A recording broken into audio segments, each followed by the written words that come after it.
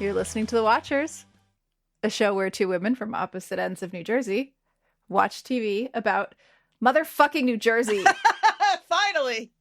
I am so sorry to all of our non-Jersey listeners. This is the most Jersey, I think, at least I am ever going to be. I'm not sorry. This is I'm not sorry, guys. even a little bit. This is the one. As mentioned, filmed about 3 minutes from the house I grew up in. Not all of it, but... Well, this is your life story, right? Yeah. You sold the rights. My early days as a rapper. Yeah. Oh, this movie, God. I know that I've been joking with you since you brought it up about this being so hyper specific local North Jersey. Yeah. But there's so much of this movie that felt like home to me too. Like, this is just a Jersey movie. It's so fucking Jersey. It felt so good to watch this movie. I'm Jody. Oh, I'm Andrea. And we watched Patty Cakes. And we're from New Jersey. I don't know if we've mentioned that. In case you didn't know. So Patty Cakes, 2017, starring Danielle McDonald, Siddharth Dhananjay, and Bridget Everett, and a few other people. It's a really solid cast. I was so impressed with everybody in this movie. Yeah, same. Patty's accent could, a little work, but considering the fact that she's Australian, mm-hmm. I thought she was somebody, I didn't know she was Australian at first, and I thought she was just somebody from the States doing a pretty thick version of a Jersey accent, but no, she's Australian. So in that regard, it's pretty impressive. Yes. And Mamadou Athi, I hope I'm pronouncing that right. I probably am not. As Bastard. Love of my life. Oh my God, mine too. I went to Bergen Catholic. The caption said Birkin Catholic, and I was like, get the fuck out of here. Bergen Catholic, man. Oh my God. The local references. I mean, I understand that this is a guy from Hillsdale, which is the town my parents had their first apartment in. Filming, basically he filmed in Saddlebrook. Like the Excelsior where she does her, like, one of her gigs. I think it's the bar mitzvah. That's Saddlebrook. I know it's so annoying that we're going to be like, this movie feels like New Jersey, but it's so annoying. It should feel like Jersey because somebody from Jersey made it in New Jersey. So, like, and unfortunately, not as much in New Jersey as he wanted. Yeah, hold on. Yeah, yeah. Let's refocus. We're not going to just talk about Route 46 the whole time because we could. We are podcast professionals. I don't know, man. And we have a system. And the first thing we're going to do is one of us, it's me. It's you. Okay, I'm going to tell you what this movie's about. Uh-huh. And then we'll get into all the... And I will say for our listeners, we have some other things to talk about other than just shouting about how much we love New Jersey and how Jersey this movie is. There are a couple other things. Yeah, we got a couple other things. I don't know. This is a movie about Patricia Dombrowski. Mm-hmm. She is an early 20s woman living in New Jersey. Her two defining characteristics in this movie are her race and her size. Mm. The movie is obsessed with both in ways that... Well, actually, I know I'm not supposed to be commenting yet, but it's... You can't help yourself. It's like more interested in one over the other. Yeah. You and I can talk about how it handles both of those things. But she is I just peeked behind the curtains. I just spent a long time trying to find something with the actor talking about her size to see what her preference is. But she is fat or plus size or however you want to describe that. And I only make mention of it in this because it is what everybody else in the movie is obsessed with. Yeah. It seems like her biggest nickname is issue. Dumbo. Yeah. Her nickname is Dumbo. So. She goes by, her rap name is Killa P or Patty Cakes. Mm-hmm. But everybody else in the movie who has a problem with her being a rapper calls her Dumbo. Yeah. Or not even has a problem with her being a rapper, just everybody who encounters her. Yeah. She works at a bar. She lives with her mom, who is an alcoholic, probably. Implied. At the very least. Yeah. She's a heavy drinker. Mm-hmm. And her grandmother, who recently had surgery and is recovering, they have a very sweet relationship. Played by Kathy Moriarty, yeah. From fucking Raging Bull. Yeah, she's incredible in this. She's great. Again, not the point, Andrea. Get it together. Sorry, I'm distracted. We haven't done this in so long because we banked a couple of episodes, and the last one we didn't really do this with because it wasn't. Because it was Times Square. And also I have ADHD and I'm only halfway through my coffee. So we are really flying by the seat of our pants. Totally. Her best friend, soulmate, Jerry, is her hype man and also an aspiring rapper. He works in a pharmacy, which I know isn't Jersey really, but it just feels very like it's in like a strip mall. Yeah, that's probably just the vibe of the place. They are fantasizing about becoming famous rappers so they can leave New Jersey. Something that I would bet lots of North Jersey people have fantasized about. I don't get it, but whatever. We'll talk about the growing up seeing the city skyline from your town, because that's a thing. Patti and her mom are struggling to pay their Nana's hospital bills. Mm-hmm. I think my issue is I don't know if it's the movie's fault.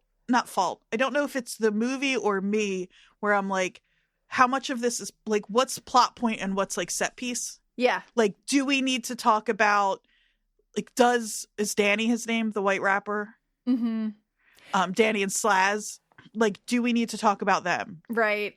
Yeah, well, it depends, because we have done like really fast recaps where it's like 3 minutes, just top to bottom. Mm-hmm. And then we've done ones where it's a bit more inflected with different pieces. But I think, like, if I was going to give a 3 minute or three line summary or whatever, if I was going to give a super quick summary, I would say this movie is about a early 20s female rapper from New Jersey, her best friend Jerry, who works at a pharmacy, trying to quote unquote make it and get out of the city or get out of Jersey. They meet Bastard, who is a strange man who lives in the woods, and makes beats and screams about capitalism. He's the Antichrist. He's the best. The three of them team up. And well, there are 4 of them who team up. Nana. Yeah, I'm having trouble with this too. Okay. So, wow, that's hard. Yeah, because this isn't real. That's the thing is, one thing you and I have talked about is, and I think we'll leave most of this in. Oh, God. I think, it's a hero's journey is what it is. That's because the thing you and I have talked about, or the thing you and I talked about as I started watching this movie is that it is like, when you say hero's journey, you mean it is like archetypal literal template. This would be a great movie to teach plot in an intro to film class or any, like I would use this in a Comp 1 class to teach story beats. Like it is, you know what is, and this is, I'm not even putting a value judgment on that yet.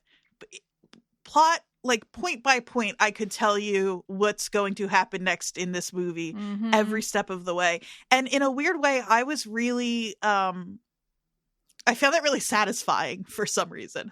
Like this movie felt really safe in a way that I liked while I was watching it. Well, and most of the reviews of this film bring this up in some way. The article that you and I both looked at from the Roger Ebert site calls it formulaic.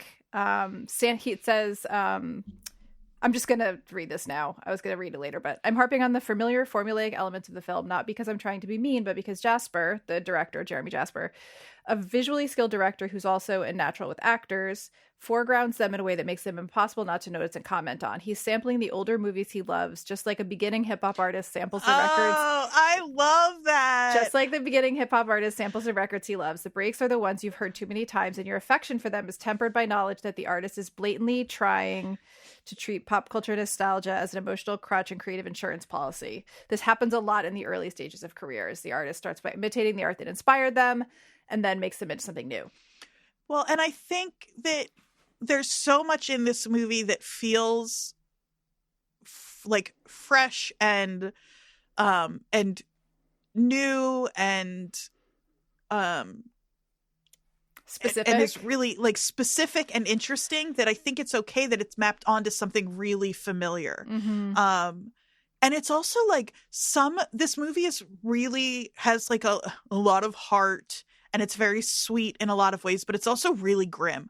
There is a lot of this movie that is really rough. And I think knowing that at this like certain low points in this movie, that I could trust that this was not a movie that was going to end in the lowest point, that we were going to get something at the end that felt good. Yeah. Made it like I texted you when I guess we don't have to worry about. Why am I acting like this is the first time we've ever done this podcast? I was going to say we don't have to worry about spoilers. It's obviously. only been 2 weeks, and we're both like, "What do we do? God. What is it? This is a microphone in front of me? What What's is happening?" a podcast?" Because I texted you because it goes, bastard runs away, and 5 seconds later, Nana dies. Kind of, yeah. It is back to back, those scenes. Yeah. She goes from she's waking up. Yeah. Right. He's gone. And the next scene, Nana's dead. Yeah. And that is brutal. Mm-hmm. They're like two good things in her life right now, in a life that is not great.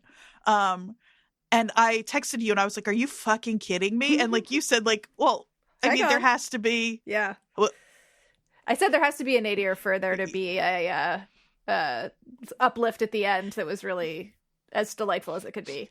Right. And it is a little over the top that those two things happen together. But if you're thinking of this movie as like, Jasper wanted to write a movie-ass movie. Like, he did. That scene had to happen. It's 8 Mile. It's Rocky. It's like, there's a list, I'm sure, somewhere of the movies that this is sort of similar to in its even down to the like plot. Up 2 weeks to the big show.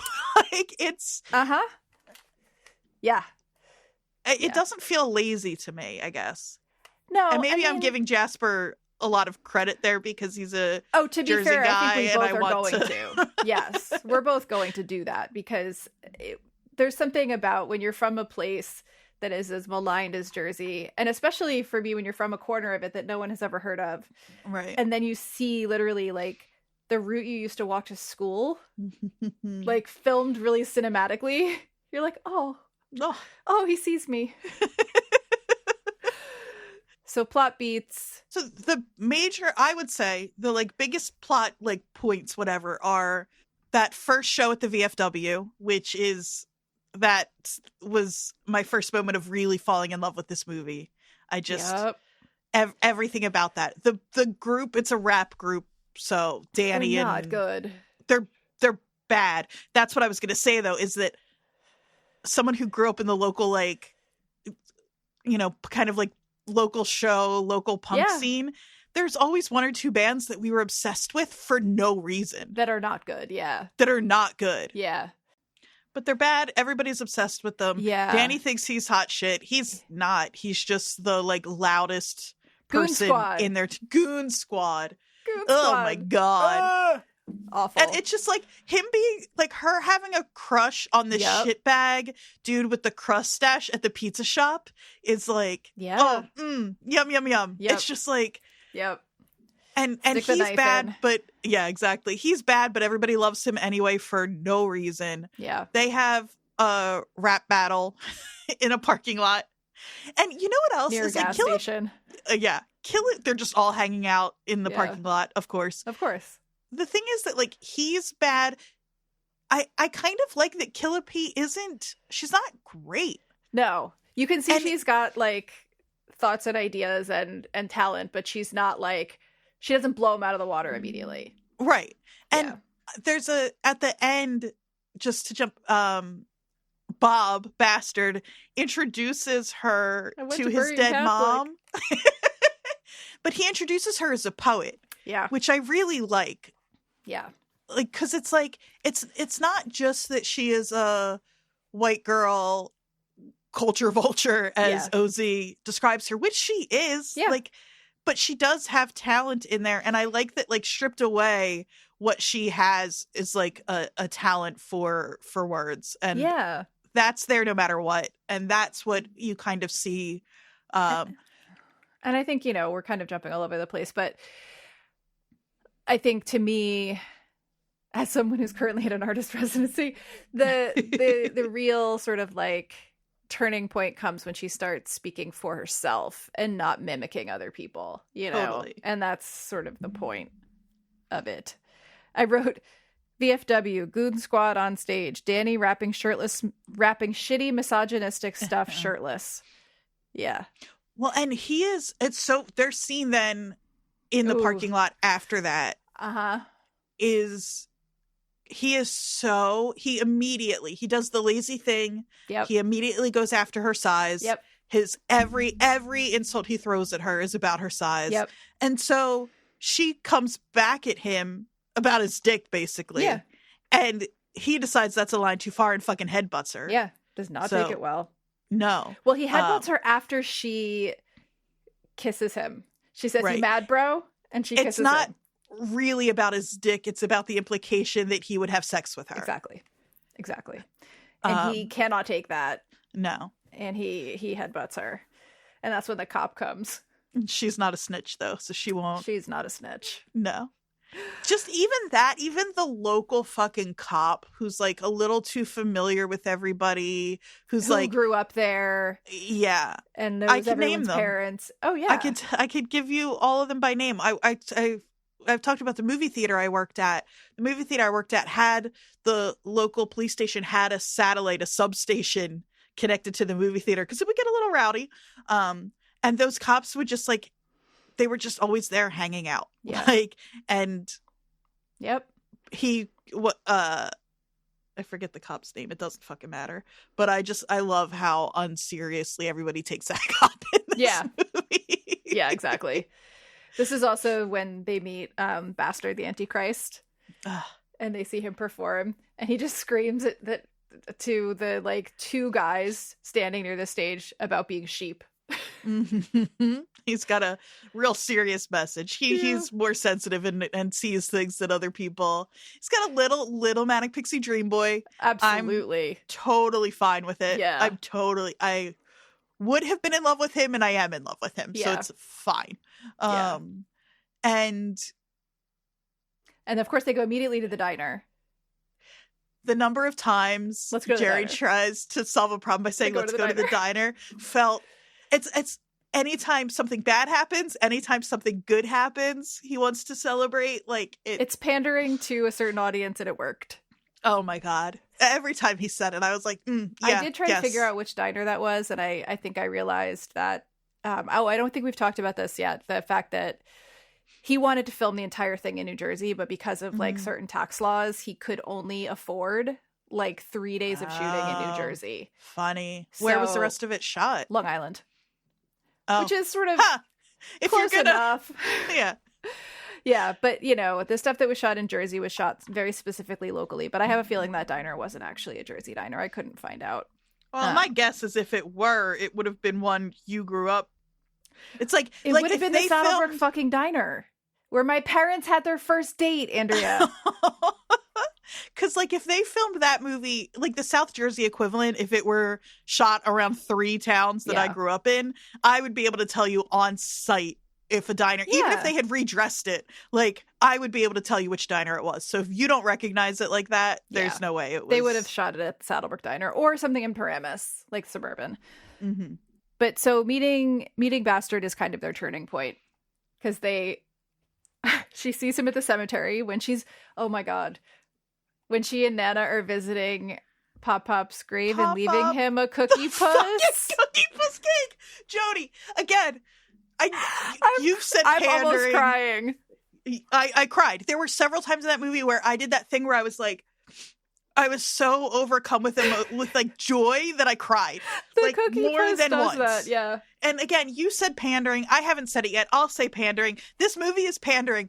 And it works. Pander Yeah. away. I love it. I love it. I grew up around the corner from a Carvel. I just... Yeah, you live in New Jersey. I know. Well, North you Jersey, grew up in New especially. Jersey. Of Yeah. course. That fucking Cookie Puss. The, like, starting to melt look of it. Oh my God. The plot, the bare bones plot of this movie broken down is maybe generic. It's quite literally generic in the way that generic comes from genre.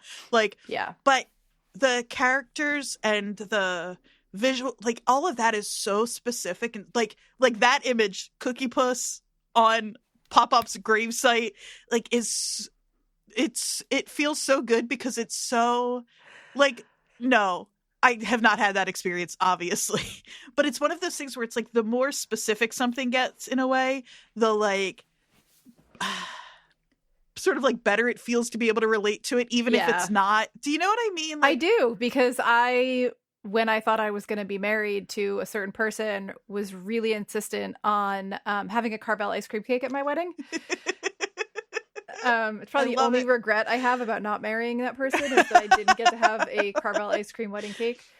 But yeah, no, I think the hard thing is there's like a couple of threads, as there should be. There's like an A plot and a B plot and whatever. You know, there's her trying to become a successful rapper. There's the family's financial problems and Nana dying. And then there's the romance between her and Bastard, and then also her friendship with Jerry and their little dip where she kind of calls him out for being over the top or too much or fake or whatever. All of which is just her lashing out because she's... Oh, and I love when he calls her on it and just flat out says, like, no more of the negativity. It's fucking toxic. Because he's right. She is... I love her. I care about her. She is an asshole, like, in more than one moment in this movie. And I get where it comes from, of course, but it is like, leave Jerry alone. He has been nothing but your biggest cheerleader. Yep. Like, he continues to be. When she fucks up the recording studio, like possibility, like they go to this recording studio in Newark, and she smokes with the guys there and can't handle it, and it's like hallucinogenic, and she's like seeing shit. He gets mad at her for a second in the car, and by the time he's dropping her off, he's like, all right, we're at my house, get some rest, we'll get him next time. Like, he's just so supportive and sweet. He's just so good. He's a little manic pixie dream boy also. He's a little bit like the like young adult novel version of this movie is he's the like best friend. If there were a book written from Jerry's point of view, he's the best friend who can't believe that he's got someone so cool who wants to hang out with him, and all he's there to do is to be supportive and hype that person up. I was half expecting him to be in love with her, and I'm very glad he wasn't. I love that they didn't do that. That's like so... I mean, we've talked about how this movie has a lot of obvious beats, but that would be too...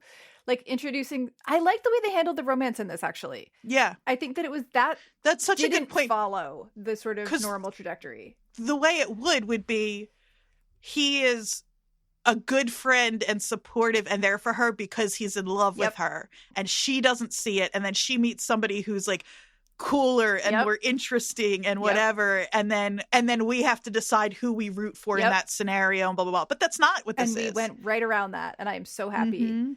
Like, he is just a great friend. He thinks she's incredibly talented. He likes working with her.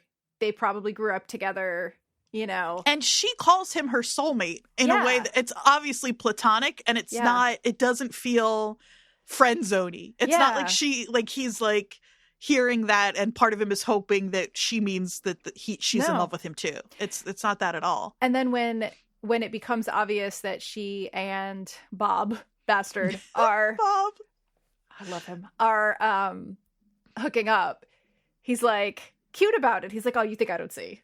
Like, he said something about like romantic tension being good for the group. everybody's so good in this movie. I love we haven't even talked about Bridget Everett yet, but we need to because she is unbelievable in this movie. Again, the accent's a bit not quite that. I kind of like that it's hard for people to get the Jersey accent because it's we're so unique. Well, you just can't. If you didn't grow up with it, like you can get close, but you just can't get it. So I'm fine with it. I think I was looking at something on Reddit probably where they were like, nobody in New Jersey talks that way. And I'm like, well, it's close. Yeah. Like the person was saying like, it's so exaggerated that it's not real. And I'm like, no. There are people that have that super intense Jersey accent, including in that neighborhood. Yeah. Where I grew up, it exists. But it's just a little off. Yeah. It's just not quite right, but it's close. And it's not that you can hear them trying to get it the whole time, like trying to kind of capture. And there's moments where they do. And I think it's usually when they're not trying to, when they're like letting their speech pattern just kind of follow what they've taught themselves. Because there's definitely some moments when you said Bridget Everett, I don't remember exactly where, but there's some moments where I'm like, ooh, okay. You push that a little too hard. But I'm like, you know what? Good for you for trying. Yeah. You're just not going to get it. And that's it's hard. And you're so, the like, people getting, I find it too, I get a lot of, the algorithm feeds me a lot of people making fun of the like Philly and Delaware County accents, which are different. The algorithm feeds you people making fun of you. Yeah. That's not that good, actually Andrea. says a lot about me. That's not good, Andrea. But it does. And always in the comments are people like, I grew up in Philly, I've never heard that accent. And I'm like, you're just being defensive. Yes, you have. Yeah. Some people have that accent to that degree. Yep. And it's not everybody, certainly. And I would bet a lot of them are leaning into it because it makes them feel unique and special. And I'm okay with that. Yeah. But it is here. Like it just is. Well, and so since we're talking about the accents, I read a little bit with Danielle McDonald talking about the process of doing this. Because as we said, she's Australian. And it said she spent 4 months honing her Jersey accent with help from dialect coach Tim Monich. And she said, Tim interviews people from all over the world and gives the recordings to his actors. Jasper says he goes through the script and breaks things down phonetically. He has a whole library of people from Lodi, New Jersey, just having conversations about their family. I was going to say, you hear need these. You could probably get is married to an Italian man from Lodi. And I'll bet he sounds like a fucking cartoon character. His whole family. like they're all from Lodi. It wouldn't surprise me if they were people that they had tapes of. Like it's a big Italian family from Lodi. So they did everything they could to try to make that work. And I think they got just like too special and unique. 90%. You're just never gonna you're just never gonna get 100. Yeah. It's fine. Yeah. Oh, the other thing I wanted to say about the Jersey shooting part, since I've got this in front of me. So they had 3 days of actual location filming in New Jersey, but he added a secret day, meaning that he shot when he wasn't legally supposed to. No, I love the idea that he's like, it's just a secret day. That's different. Yeah. It's our little secret. A second unit exterior shooting to better capture Patti's habitat. And then it says, Mr. Jasper also recently returned to the Garden State to shoot a promotional music video for the film with Miss McDonald and the character as Patti. So yeah. I'll link to that in the show notes because it's so good. Wonderful. We haven't mentioned yet the director, Jeremy Jasper, as we said, from Hillsdale, but also was in a band in his early 20s and then went on to direct music videos for like Florence and the Machine, for Selena Gomez for Love You Like a Love Song. He did that one as well. Cool. And you can tell that there's a little bit of him in Patti for sure, in that he grew up wanting to be a musician. He wrote all the music that Patti performs. He wrote all the raps. Impressive. He wrote he wrote Tough Love. Like Tough Love. There's something so fun. We have it in Empire Records too, of like the fake song that still has to be, because like it's a Lita Ford song. It's so, and they tell you, because she does kiss me deadly at one point. And so it has to, it's like Lita Ford, it's heart. It's Yep. And it's got to be close enough that you recognize it as that. And I have such a soft spot for that little section of music. Oh, totally. Oh my God. Yeah, that and heart you can tell record. Bridget Everett does too. Oh, She's, like, yeah, she's so in that character. And just to remind people, if I've recommended Somebody Somewhere a couple of times, the HBO show that Bridget Everett just did. There's 2 seasons of it on Max or whatever now. It's so good, and she's so good, and she has such a interesting and unique voice. And I think I read somewhere that the director Jeremy Jasper was like excited to write for her insane voice. Because it's wild. The first I knew of Bridget Everett, I saw her. She was they don't really do these too much anymore, I don't think, and thank God. I don't care. Don't go to like arena or stadium tour or whatever for a comedy festival. Oh, it's a nightmare. It's just not the way to see comedy. But in 2015, I went to the Oddball Comedy Fest, and I'd never heard of Bridget Everett before.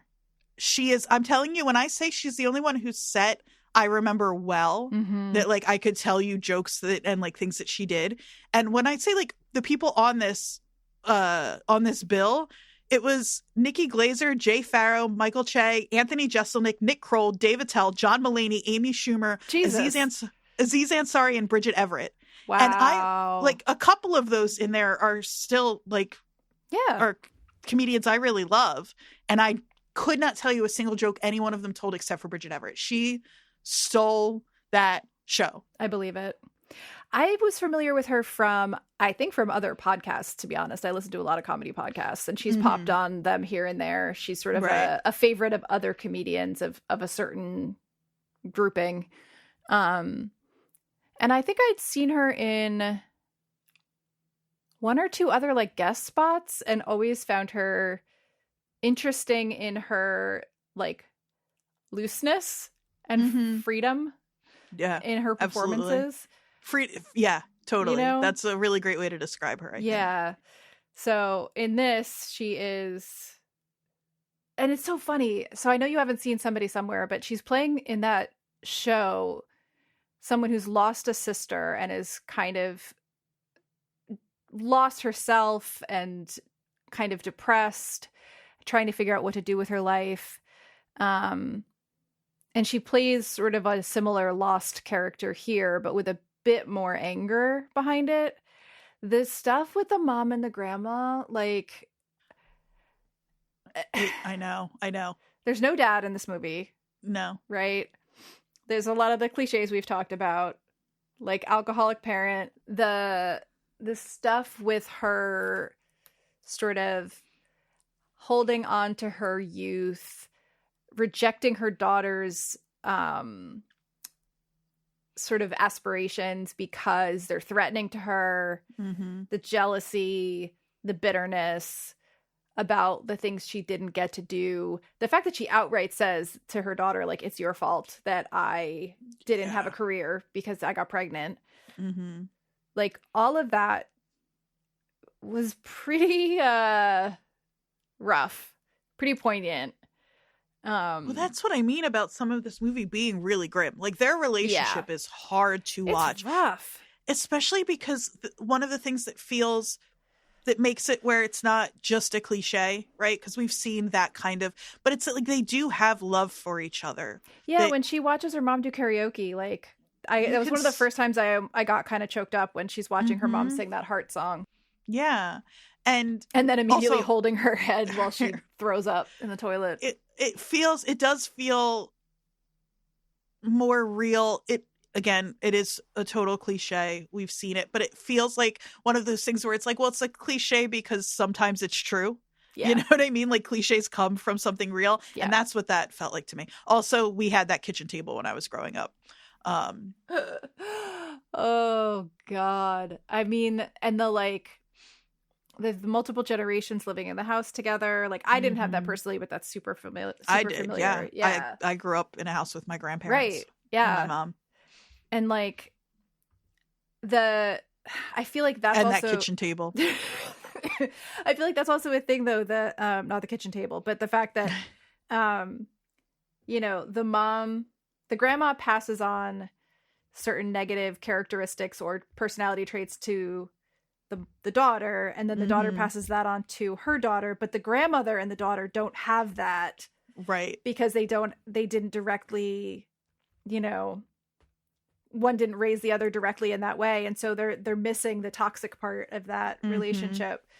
It's like, because you know that her mom isn't the way that she is, Bridget Everett's character, just for no reason. Exactly. Like, you know that she even says at some point, like, yeah, your mom said I sounded like a 2-bit tramp or something, you know, or your grandma. Yeah. And it's like, oh, okay, comes from somewhere.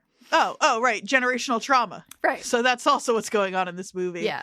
And it's right there. And God, the medical bills part, like, I know. makes me so stressed out to think about the number. I mean, if you've never had a collector calling your house repeatedly, good, congrats. Yeah. Because I have, and that is not a fun experience.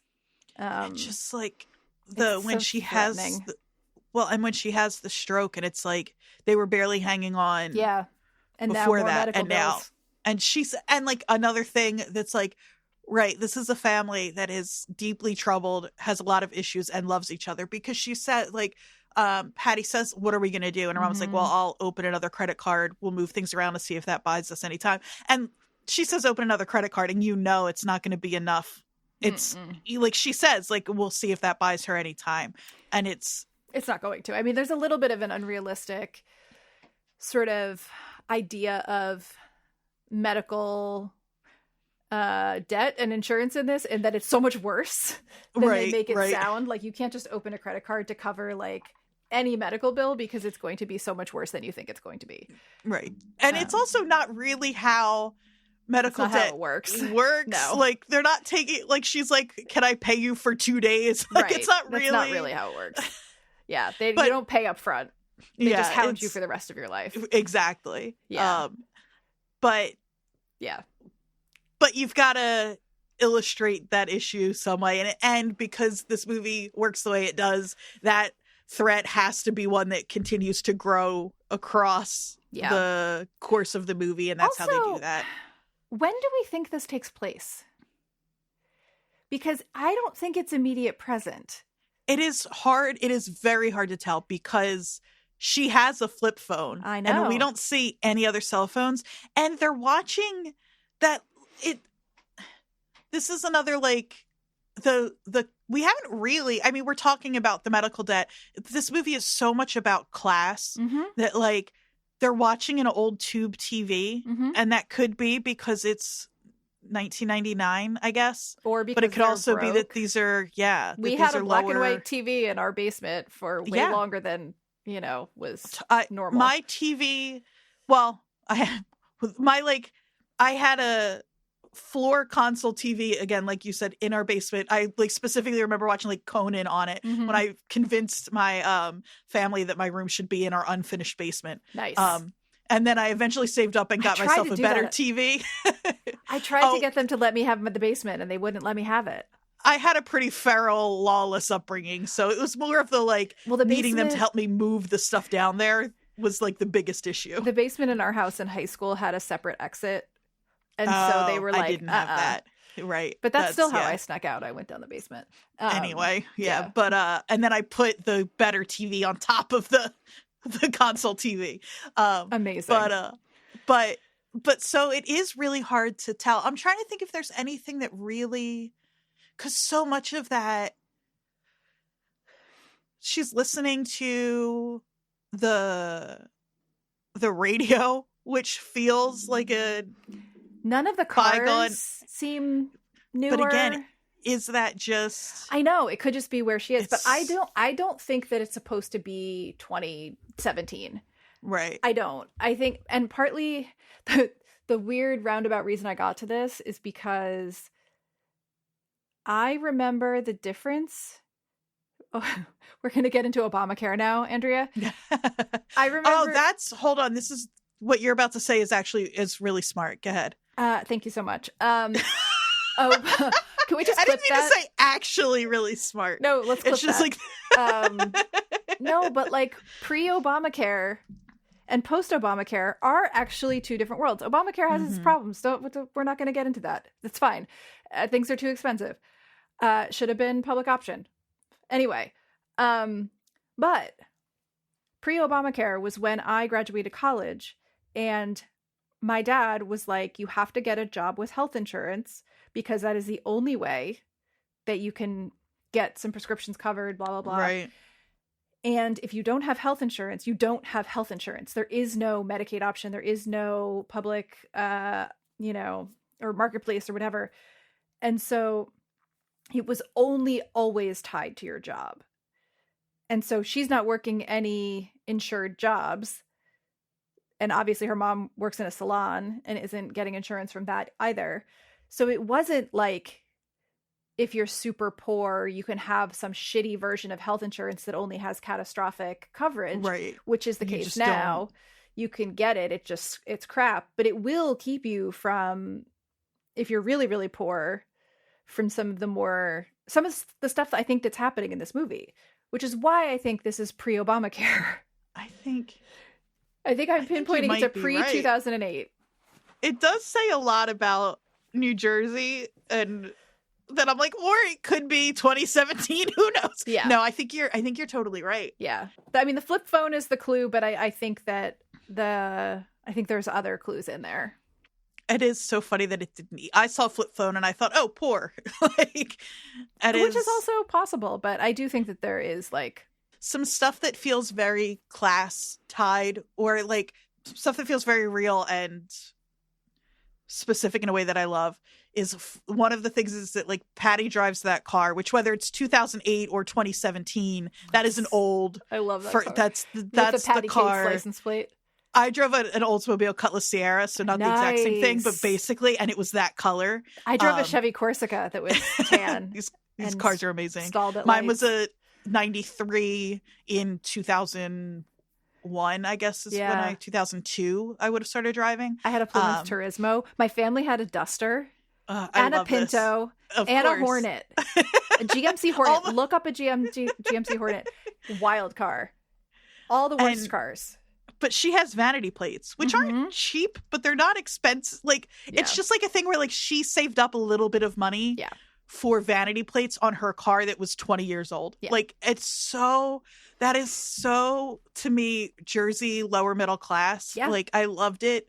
Yeah. I loved it's it getting so fancy much. rims on a car that has no muffler, you know? Yeah, exactly. It made me so happy. I was like, that's amazing. He referenced, Jeremy Jasper also referenced Saturday Night Fever as one of his influences for this movie because of he calls it the restless bridge and tunnel longing, a sense that something better was out there.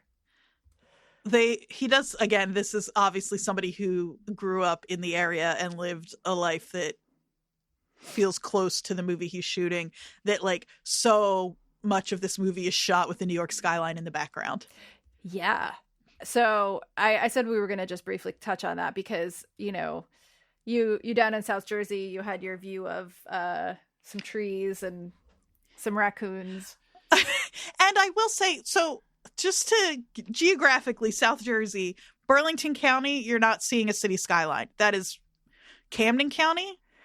Philly. Can see, but I could also take Patco to Philly for $3 in 5 minutes. I could walk the Ben Franklin Bridge if I really wanted and be in Philly in an hour. Yeah. Like it is a very, and I think we have talked about this. Yep. It is very different from. Yep. Here's another way you know that this movie is probably set a little further back, is that Bastard says he's going to get out of Jersey by hopping the trains because he doesn't have a car, but like you could just Uber at this point. Right. Like it's not that hard to get away. Yeah. But no, he's going to hop on New Jersey Transit at the Plotterville station. That's in Garfield. That's probably the closest New Jersey Transit station to where he's based. Although he's in Clifton at Gates of Hell, so I could be wrong. But the Gates of Hell. I know. We'll get there. That's the journey into the fucking literal journey. You just talked about this. Yes. Joseph motherfucking Campbell, this kid went to film school. He just did, or he was an English major. Like, it's one or the other. Like, it's literally a journey into the underworld. She literally passes through the gates of hell. Yep. That's so fun. It feels so good to see it. It just feels good. It does feel good to see it. Why am I screaming? Oh, because you said we're trying to place where they are. Yeah. Well, important to, the best thing about Bob/Bastard is that his dad's a fucking lawyer. And he went to Bergen Catholic. And he's living in a shack in the woods because it's cool. Like, and he's not doing it because he doesn't have a choice. When he runs away, he goes home. Yep. Yep. Jeremy and Jasper. Colored contacts aren't cheap. No. Jeremy Jasper is exactly my age. He was born about 2 weeks after me. Aw, I love that. Me too. This movie was literally made for you. It was. It was. And I also think there's something to be said, and we can maybe get into this a bit more. In terms of the specificity, he says, every single location, every setting in the film would have been in a 2-mile radius in New Jersey, and it makes me insane, Mr. Jasper said, shaking his head and his fist in anger at the severely unpopular Mr. Christie. This was in 2017 when Chris Christie was in charge. Yeah. Should we talk about the little more about Bastard? Yeah, I would love to only talk about Bastard. I love him so much. I know that he's supposed to be. So there's a quote that I wanted to read from the Roger Ebert article that says, the supporting character, an African-American anti-establishment punk metal solo artist named Bastard, who lives in a secret hideout in a state park that looks like the musical version of a madman's laboratory in a horror film. Bastard it's sculpture of the Jersey Devil. Oh my God. Another moment where I almost cried. It's so good. I mean, for those who haven't been listening since the beginning of this podcast, normally when I'm not in the middle of the country, I record with a hand-tufted rug of the Jersey Devil behind me every There's week. a line in the movie after that made me by the way. Yeah. And it's incredible, and I love it more than anything. There is a moment when they're rapping where they say the line is something about like being like the Jersey Devil cursed from birth. Yeah. And it's like, yeah, that's it. Yeah. Like even our cryptid is like put upon, like I know. Well, and that's the thing, because he wrote all of the lyrics and all of the raps and stuff, like there's so many references in them that are really fun. What I really wanted, and my like secret hope for Bob before you find out that he's just a local kid I was like, I want him to be from South Jersey. I want him to be, because he's living in the woods. He's the Jersey Devil he's Jersey's cryptid, but the Jersey Devil lives in South Jersey. He lives in the Pine Barrens. So I really loved the idea of him it's like making his way north to get to New York, but really being a weird little South Jersey. I want to say that I want that for you, but I really don't. I just want him to go to Bergen Catholic and have a lawyer for a father. It's for this movie and for that character, though. It is so funny and so good and so real. Yeah. He's not a runaway. No. He's just not really, because he goes home. Yeah. Yeah. The other part of that quote is, Bastard speaks in a low, distant voice that conveys immense but highly theatricalized hurt. His backstory, once revealed, only partly succeeds in making him seem less like a white suburban filmmaker's fantasy of a tortured black musical genius. He's the most schematic and in many ways preposterous character in the film, which I do agree with. It, the whiteness of this movie is something that is unavoidable. And I am like the white lady from New Jersey who grew up listening to Public Enemy. Like, I am a fucking cliche too. Like, so are all of my friends. We were all white kids listening to rap, thinking that we were like relating to it, which of course we were not really. I mean, we hated the cops, but that's about it. So there is definitely, the race thing is addressed in this, but I think when we're talking about Bastard, there is sort of also a little bit of like,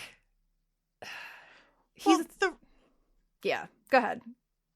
The race thing is addressed, but it is still at the end of the day a white guy from Jersey making a movie about a white rapper from Jersey. So it's like, and I will say I was a lot more worried about that when I first heard of this movie than I was after Right. I watched it. Like, I think that Right. he's fully aware of that.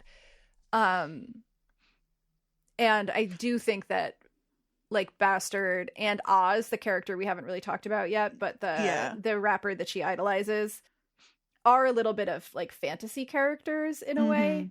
But he does, Oz does call her on it in that scene that is calls her a culture vulture. Yeah, that scene is hard to watch. I was so mad at her. I was like, this is the worst choice you could make. How could you possibly think that this is going to go over? Of course they're in Alpine. That's the other thing. Literally today when I woke up and did my doom scrolling on Instagram, one of the first things I was served was a NorthJersey.com article that showed me all the mansions of the sports figures that live in Alpine and Northern Jersey. Yeah. That's I mean, even down here, that's what I know about Alpine, is that it is just full of rich celebrities. Yep. But yeah, even with those sort of Lil' Kim, Ja Rule, Stevie Wonder, Chris Rock, doesn't Tracy Jay-Z Morgan. have a house there? I think or maybe Jay-Z, it's not Alpine, but I think at least did. Yeah. Apparently also Kellyanne Conway at some point lived there. Yeah. So it's like, it's not all good people. But yeah, Alpine and Upper Montclair and Upper Saddle River and Franklin Lakes, those are like the places that these people all live. And the thing that's realistic about this movie, Joe Piscopo, Nixon had a house in, I think, like Montclair or Upper Saddle River. Britney Spears, really? Not now, but apparently at one point did. But see, the realistic part of this movie that you may not know if you're not from this area is that she lives in the like Lodi, Saddlebrook, Paramus Triangle area. And yes, she can get to Alpine for a catering job pretty easily. Like, that distance physically is not nearly as far as you might think it had to be class-wise. That is absolutely the case for New Jersey, top to bottom. Yeah. Is that like... And everything's so tight together in Northern Jersey that it's like, you know, I moved from... This is getting so specific. I moved from Saddlebrook to Glen Rock between middle school and high school. And it's literally 2 towns. There's one town in between, Fairlawn. So incredibly different in terms of class, professions of the parents, sizes of the houses, like just literally a 15 to 20 minute drive, one town in the middle, night and day. New Jersey geographically and socioeconomically is fascinating in a way that like we're literally the only state in the country where every single county, no matter, you know, we joke about South Jersey and like some of it being kind of like country and it is, but we're the only state in the country where every single county is designated as a metropolitan area. And because of that, like that kind of social stratification it's literally everywhere. Yeah. Yeah. No, it's true. I mean, like, I'm in the middle of the country right now and it's beautiful out here, but man, is everything spread out. Right. Oh my God. I think that, so what are some other things we want to, because there's so much to talk. I could do this for 4 hours, but I know. Because there's so much. We didn't talk about Barb having sex with the cop and being in his band. So singing backup, falling off the bar. Like, it's so perfectly like small-ish town. Like it just, all of that. The catering company that she's working for, where the office. How many friends did you have who worked for a catering company? I worked for like a catering that? company. Not that I didn't, but I know so many people who did. Not for very long, but I did briefly, because it's an easy temporary job. Again, nobody cares about this but me, but the office where she meets him is in the Pathmark Shopping Center in Lodi. That is like a few doors down from Satindal's, which is Bada Bing and The Sopranos. Like, I got bagels there like one of the last 2 times I was in Jersey. Like, it's near the DMV where I got my license. The Lodi DMV was terrible. But yeah, the catering job. Is that the DMV where Finelli passed out? I'm trying to remember. Probably. When we talked about there's an episode of New Jersey is the World where we spent a lot of time talking about DMVs in Jersey. And I think that's the one where Finelli passed out waiting. It wouldn't surprise me because I think most Bergen County people from a certain generation all got their licenses at the Lodi DMV. Amazing. Also, the fact that like their first gig is at a strip club on Route 4. So cheaters. Funny. So funny. Yeah. I guess what we do need to talk about is, so what I was going to say what I like about this movie is if we haven't just been heaping praise upon it all this time. But the thing is, there are moments where it would be easy for Patti to succeed and he doesn't let her. Mm-hmm. And you think, again, if you're not attuned to a kind of movie like this, to these plot points, you think what's going to happen is she fails at that recording studio, they fail at the strip club, then there's the rap battle. It's 2 weeks to the big show. Yep. And in front of Ozzy, who put her down. Who put her down, exactly. Yeah. Her mom is there. They get the band back together. That's the low point. The band is broken up. Her nana's dead. They get the band back together. Her mom... she kind of discards her previous persona as Killa P and, like, has her mom cut her hair, dyes it blonde, gets, like, a fur coat.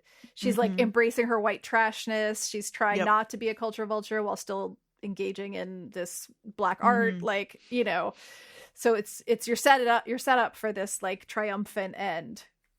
And you get it, but you get it a slightly different cadence. She loses to somebody else. Yeah. And she loses, and probably should have, but but her performance is the best we've seen it be. Yeah. It's the most authentic. She samples her mom's song, Tough Love, really beautiful because she finds it in the trash. Her mom has discarded this thing that was like a symbol she'd been holding on to as well. Yep. She samples it. Her mom's there to see it. Her mom sings it with her. So there's this moment of reconciliation. And she's singing it to her daughter. She's not really performing it for the crowd so much as she is They're making eye contact. Patti. It's really beautiful. Everybody's, impressed. And it is that thing where the performance starts with some mic feedback. Yeah. It's not going well at first. They're getting ready to boo her off the stage. She wins the crowd over. Yep. You think there's a chance that she's going to win, and she doesn't. I'm so glad she didn't. So glad she didn't win. Yeah, that would not that would have been no. But then and they're okay with it though. Yeah. She's lost. Oh, here's a little note that I love is that Jerry is always driving her car. Yeah. That's such a best friends with shitty cars thing to do. Yeah. It's just let him drive your car. Who cares? Yep. And he pulls up, and they go off, and it's Patti, Bastard, and Jerry in that spot where they have hung out a million times, and they're fine, overlooking the New York skyline. And it's beautiful and it's lovely, and that could have maybe been where this movie ends, but we needed a little more fan service, a little more, You got to end on an uplifting note of hope. Yep. And it's, if you remember, DJ French Tips, aka MC Light, who we met early on for just a moment. At a bar mitzvah as the DJ. At a bar mitzvah. Oh, God. Perfect. Yeah. And she finally listened to the demo. And she plays Oh, wait. Hold on. I fucked up. What? We meet MC Light, or MC Light comes back. She's who gets... Oh, yes. She's who gets her into the battle that is the finale piece.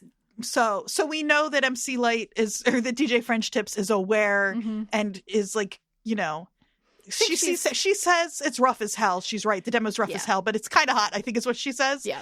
And so then at the end, they're listening again to the radio, which is more proof for your theory that this movie is older. They play PB&J's song, DJ French Tips, over the radio. Yeah. Yeah. So you have to think that they're going to get some local play, It could go the best possible way. It could kind of peter out, who knows, but they get their triumphant moment while looking at the New York City skyline, which, there's a lot of points in the area of New Jersey that I grew up in where you're at the crest of a highway and you see the city, and it's just it's just tauntingly there, but also feels so fucking far away.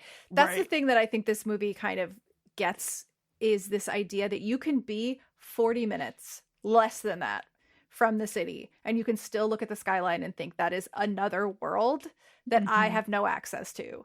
Right. Even now, like, there are people that grow up 40 minutes from the city that like never go in. Right. I was lucky in that my mom was like, my mom grew up rich. I did not. My mom grew up rich though, and she kind of carried that attitude into our life, which didn't have the finances to really support it, but she was still like, we're gonna go experience all the cultural things even if we don't have the money to do it, and I'll just put us in debt forever, like whatever. You know. So I didn't necessarily see the city as inaccessible, but it still can feel that way when you grow up seeing it all the time, but not going in. Right.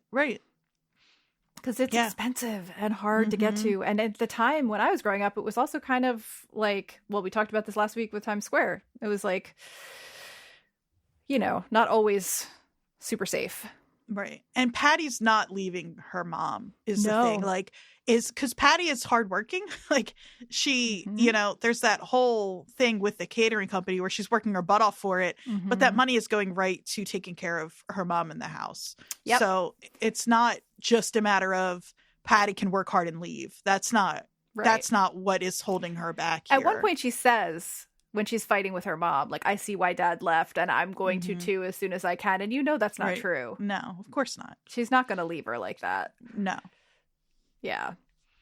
So it's there's a lot that makes New York this like symbol of hope, but also, like you said, to feel totally inaccessible. Yeah.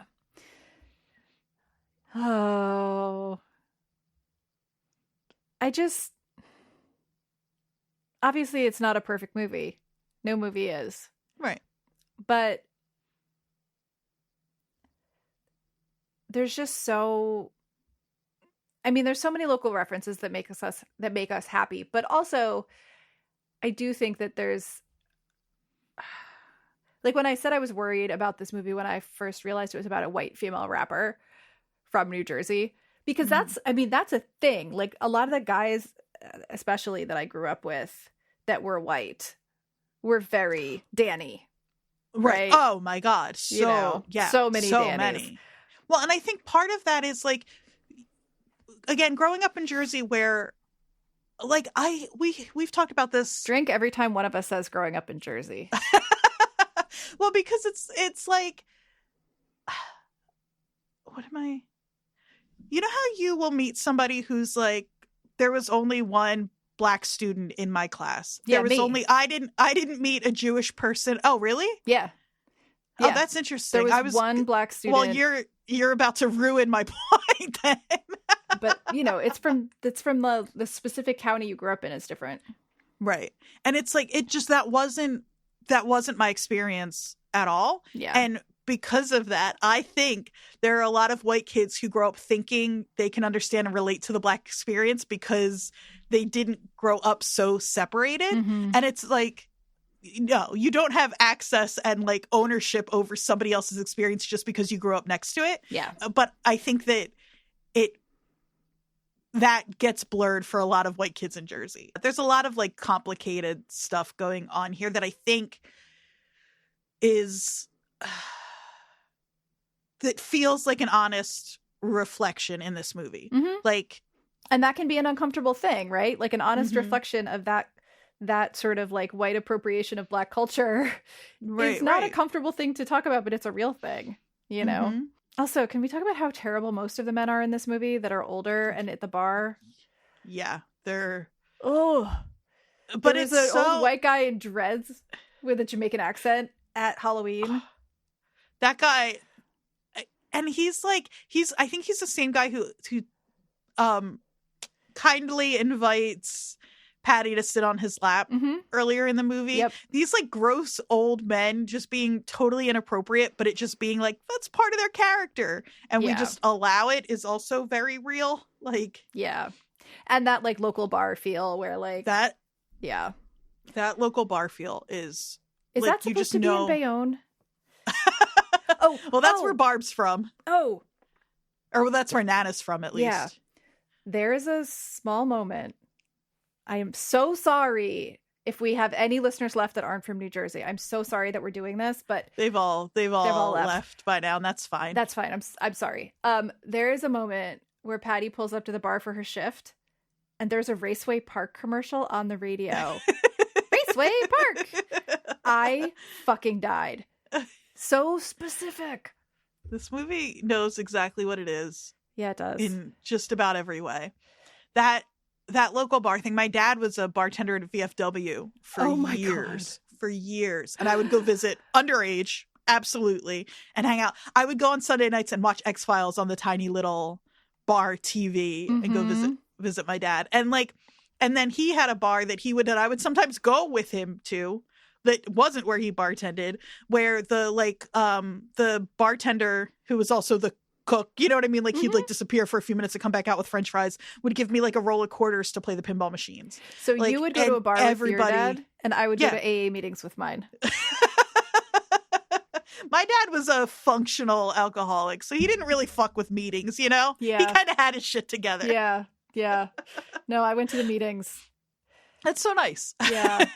I also went to my dad's workplace with him, though. He worked in retail, and I used to, on Saturdays when my mom would be doing something, I don't know what, I would have to go to the store with him and just hang out with all the sneakers in the basement. So my dad was a cop until he retired, so I couldn't go to work with my dad. But my mom was a deli worker.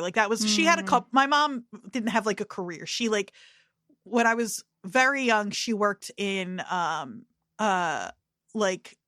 a few different pet, why can't I think of, what do you call an animal shelter? A shelter. I was orphanage? That's not it. A pet My mom worked in animal shelters, in pet rescue, and then for some reason her career naturally shifted into deli work, and I spent a lot of weekends hanging out at the deli. Yeah. That was very much my my dad worked at a sporting goods store. Yeah. And I just hung out there. They let me play with the cash register. They let me go to the basement to get sizes for people. Mm-hmm. They let me. I was a child laborer. It's they let me help. Yeah. Exactly. Yeah. I haven't thought about that in so long, but I would get set up in the back room with my homework for the weekend, and the baker who made donuts for the place would sneak me little treats and stuff. Yeah. I can't believe I really haven't thought about that since. Yeah, I used to go to work with my dad. I also, when we went to, my parents met, and I'm not supposed to do that. But I would go to meetings with them. I would bring my homework, and I would drink milk that was supposed to be for coffee. Right. And eat cookies that they'd left out. It was very wholesome. Yeah. Sort of. I love that. But anyway, that bar. We've devolved. Yeah. That bar and the Raceway Park commercial. All of the ways that they refer to Bastard. At one point, I think it's Jerry says, "What's good with the Prince of Darkness?" So funny. There's this scene I really love, how spooky, and how I love. So when she shows up at his little shack, it's so spooky. It's so funny, spooky. And they are not they're fine. I just love how weird they let him be. Yeah. And she's not intimidated at all by the fact that she's followed this strange man to a shack in the woods where he lives with the sculpture of the Jersey Devil. Yeah. She's just so can you help me with my recording? Not. And he says no. He really is the manic pixie dream boy big time in this movie, because he doesn't even, and she calls him out on it at one point, or she's shitty about it. She insults him for it because he doesn't really talk much. Yeah. And then okay, the thing that is especially silly is when she finally not silly. The thing that is a little eye rolly is when she does find him after they've slept together, and he's introducing her to his dead mother. He's taken out his piercings and cut his hair, and he's not wearing his contacts. It's the real Bob, right? At that point, yep. There's a little eye rolly, but my belief is that his dad was "You can come home, but you're taking out the fucking piercings. Yeah, take that shit out of your eye, right?" And that's the thing of he can, he has the ability again to go home and be supported, and that's. You know what my background should have been for this? What? the photos I've taken on an overpass over Route 46, which is a character in this movie. You fucked up. I fucked up. It's almost like New Jersey's a character in this movie. It's almost like Route 46 is a character in this movie. I'm in the gates of hell, which are, for our listeners who aren't from Jersey, none of you are left, a real place in New Jersey. Yeah. Yeah. Ugh. There's so much Route 46 in this movie. I mean, so in terms of the cliches thing, just to kind of loop back around, because I do feel like we're getting a little like into reminiscing and about New Jersey and less talking about the movie. Well, you know how like famous actors will do the big budget movie so they can do one that's just for them? Yeah, this is the one that's just for us. This is the one that's just for us. Yeah, I apologize, but I also don't. I need to know. Okay, we have to interview him. Yes. Because I need to find out if this exact overpass that I was standing on when I took this photo is the one he filmed from. Because, Andrea, this is really important. Andrea, this is important. I'm listening. Okay. So, down here, where I'm pointing, that's where Excelsior is. Right there. Oh. Well, then where else would he film from? Right? This has to be it. Well, what else could it be? That's the Saddlebrook Mall. I used to walk over this overpass and then either to Saddlebrook Mall or to Franklin Elementary up the hill. Yeah, you have mentioned that overpass on other it's a very important overpass to me. It's where independent of this movie. It's where my little friends, when we were in 8th grade, I didn't do this because I didn't spray paint stuff, but would spray paint. You got in trouble with those kids. You know how I know? Because you called them your little friends. My little friends would spray paint. You and your little friends, Jody. Would spray paint Youth Gone Wild because they were into Skid Row. Stop. The cheesiness is so embarrassing. I didn't do that. God. I just lit stuff on fire with hairspray. Yeah. I mean, I think we're kind of devolving here, but okay. So let's try to like find a way to wrap this up that doesn't involve us just talking about like our dad's jobs, even though I think that that's honestly a lot of that's going to stay in for this episode. I think this is the episode where this stuff is appropriate. Yeah, exactly. It's related. It's why I think we both, regardless of any sort of like cliched plot points, I think it's why both of us really enjoyed this movie. I did watch it more than once. This is, again, in the way that it's hard to be critical of yourself. Yeah. I struggle to be critical of this movie. I think it... I mean, isn't living in a shack in the woods in near the gates of hell kind of the dream? I genuinely, when she walked into that, I was like, that's cool as hell. I wanted to... Yeah. I would have loved that, to live there for when I was that age. Mm-hmm. So I think if you happen to be listening to this and haven't seen the movie, which I cannot imagine you would want to do, you should definitely watch it. Yes? 100%.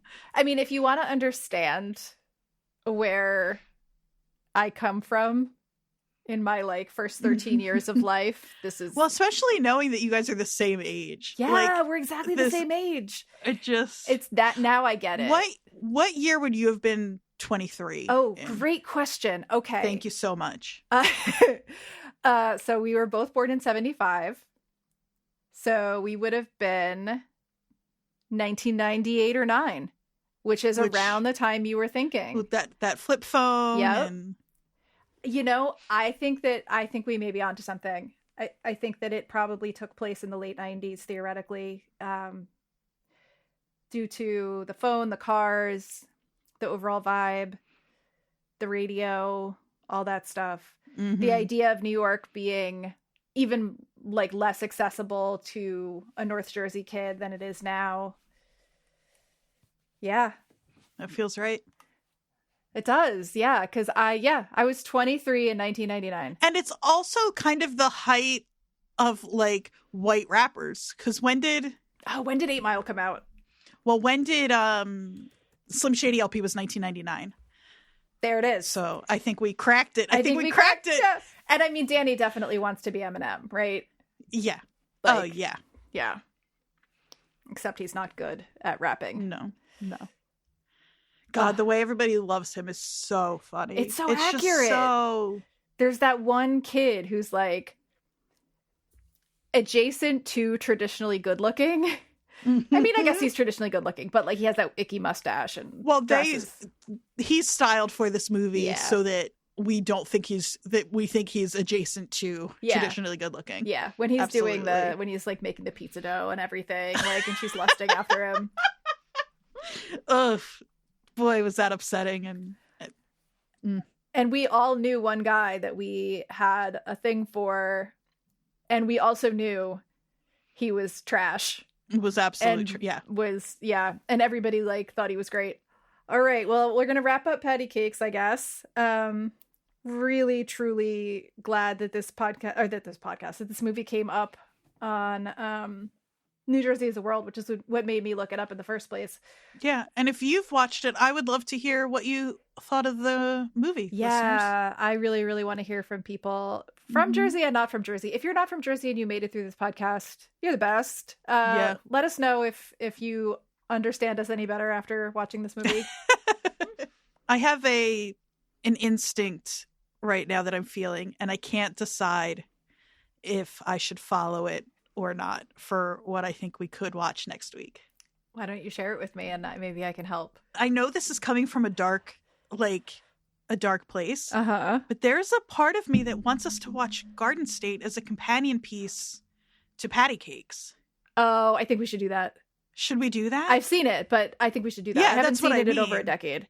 I haven't seen it in probably over a decade. I think we should do it. This is a movie that I loved and then hated. And now I'm very curious what my 37-year-old more critical mind. I loved it and was then embarrassed. Yes, exactly. And I don't mean critical, and I mean critical in like a critical analysis way.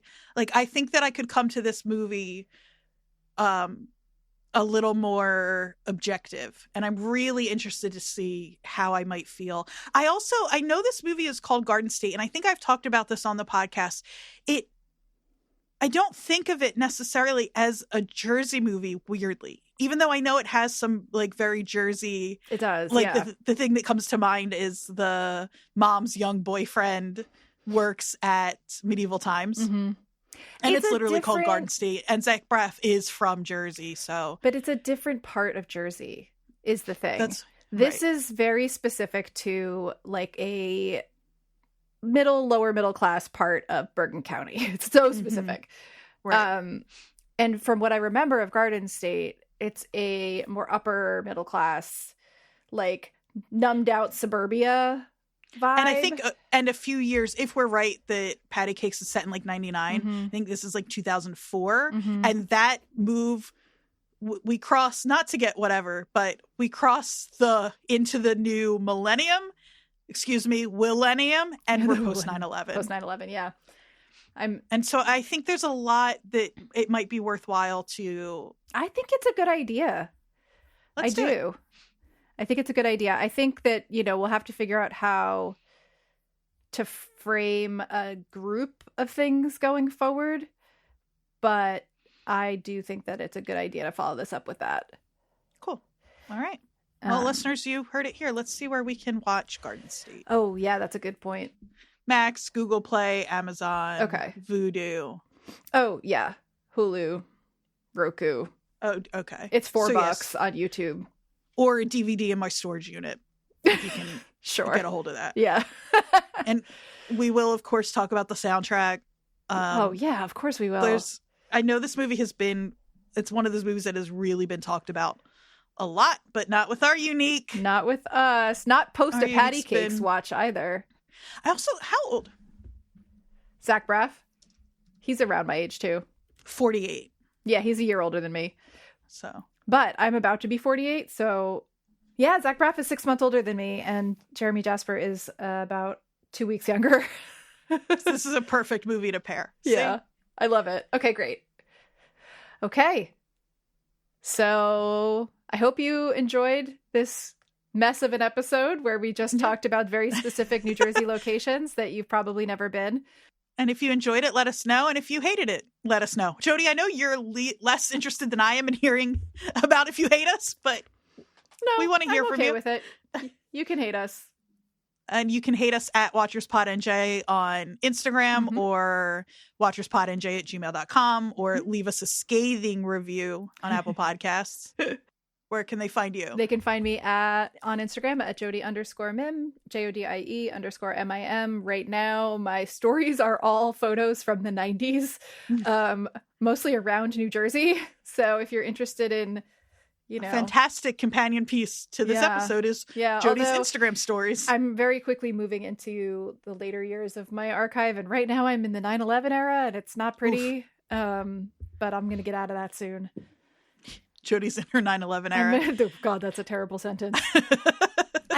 I lived in New York City on September 11th. I took some photos at Union Square Park afterwards, and I'm currently scanning them, and it's pretty depressing. But yeah, I'll bet. Yeah. Well, you can find me at AQAndreaQ, and all of my pictures are of my dog, so. Pacey is notably less depressing than 9/11. All right. I think that's it. Yeah. I'm excited. Next week. Me too. Garden State. Bye-bye. See you later.